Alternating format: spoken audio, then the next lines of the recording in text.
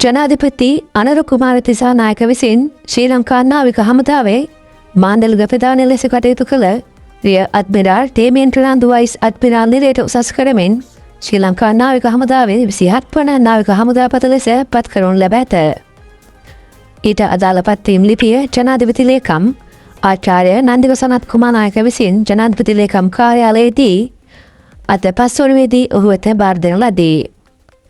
දූලි පළවන්දා සිට බලපැවැත්වෙන පරිදි මෙම පත් කිරීම සිදු කර ඇති අතර වත්මන් නායක හමුදාපති අඩ්මිරාල් කාන්ටින බානගොඩ මහතා දූලි පළවන්දා පුරේන් විශ්‍රාම යාමට නියමිතය.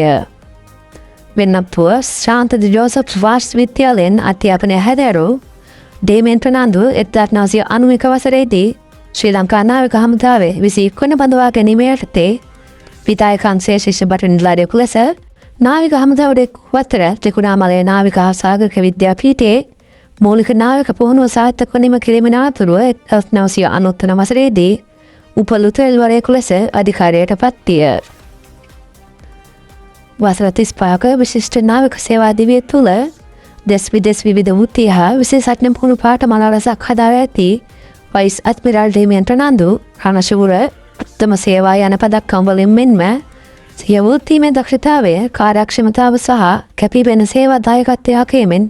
විවිධ අවස්ථා 6කදී ශ්‍රී ලංකා නාවික හමුදාවේ නාවික හමුදාව තුරුණුන් විසින් ප්‍රශංසාත්මක ලිපි පිරිනමා සේවයේ ඇගයීමකට ලක් කර තිබේ. ඩේමියන් ට්‍රනාන්දු ජෙනරාල් ශ්‍රීමත් කුතලාවල ආරක්ෂක විශ්වවිද්‍යාලයෙන්